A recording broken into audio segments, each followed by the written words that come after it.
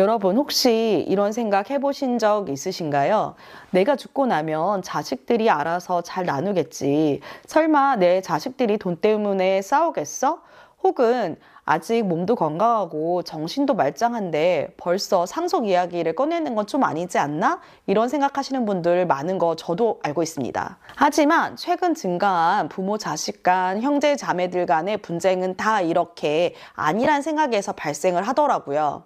정신과 육체가 건강할 때 상속 준비를 미루거나 말로만 상속 준비하는 거는 자녀들에게 소송과 남보다 못한 형제 관계를 물려주는 것 같아요.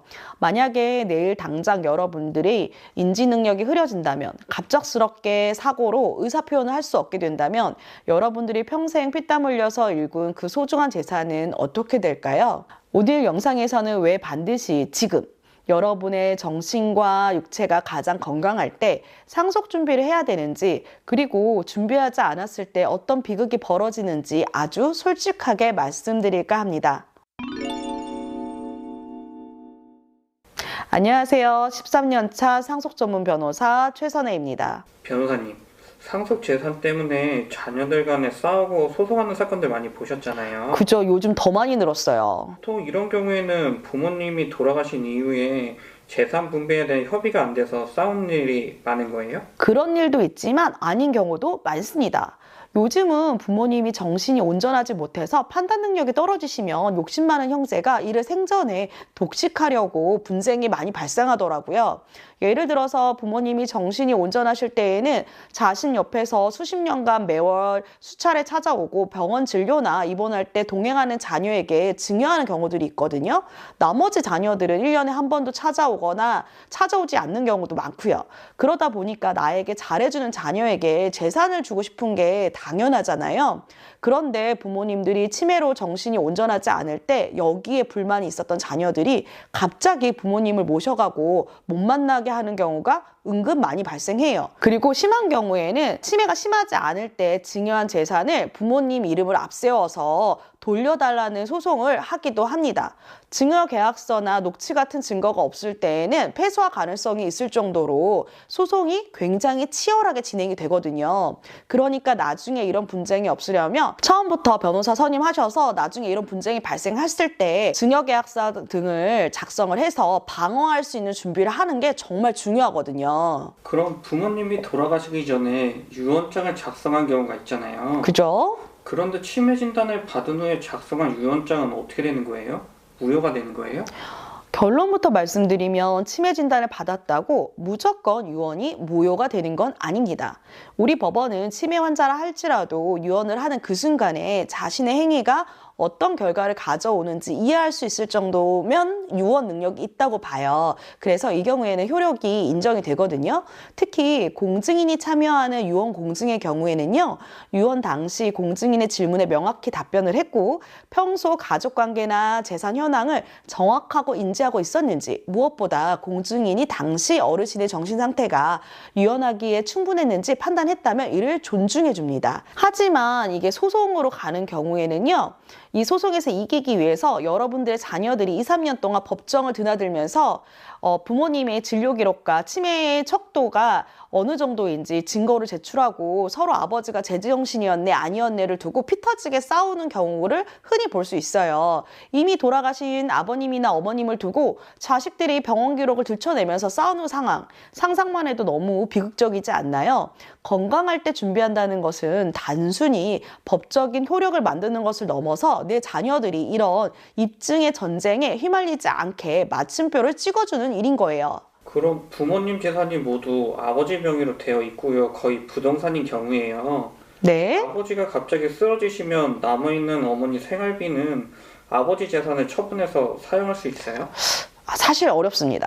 아버님이 쓰러지셨고 의사소통이 전혀 안 된다. 이럴 때에는 배우자나 자녀가 아버님의 부동산을 매도하는 거는 어려운 일이에요. 이런 경우에는 성년 후견 신청을 해서 성년 후견인이 법원의 허가를 받아서 부동산 처분을 할 수 있거든요.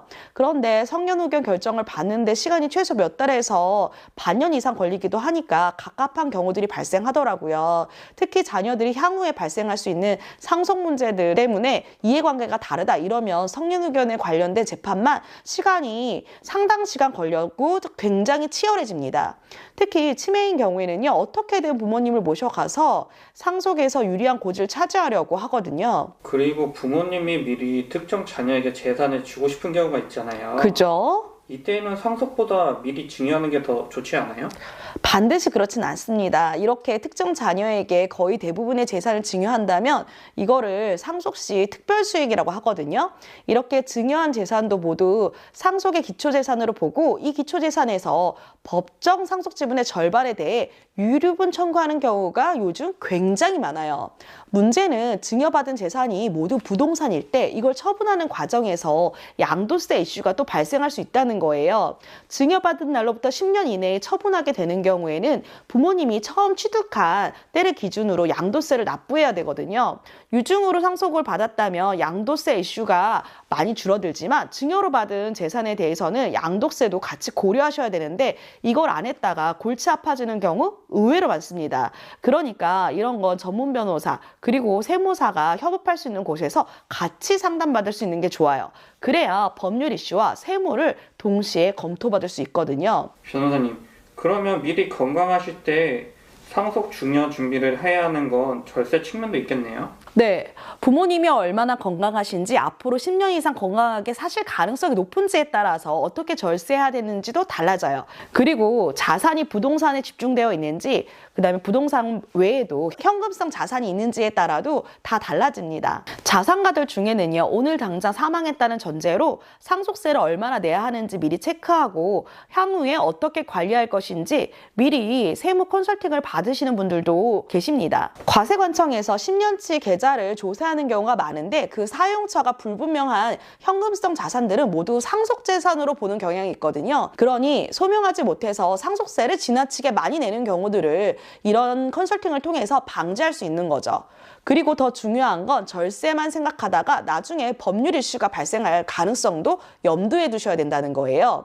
세무서에서는 증여세나 상속세 납부를 하지 않으려고 현금 출금을 하거나 몰래 특정한 자녀에게만 재산을 주는 경우들이 있거든요.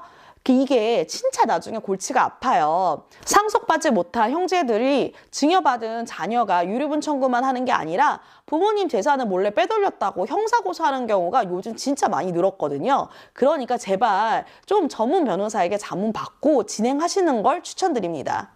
어머니가, 아버지가 그렇게 하라고 해서 받았다 수차례 경찰 조사 받는 경우 진짜 많으니까 가볍게 생각하시지 마시고 처음부터 제대로 준비하시라는 거예요. 그리고 절세, 그다음에 탈세만 생각했다가 더 큰 손해를 보는 다른 예도 있는데요. 절세를 위해서 며느리나 사위에게 증여를 했는데 이들이 헤어지거나 절세를 위해 가족법인을 만들었는데 분쟁이 생기면 여러모로 힘들어지는 거죠.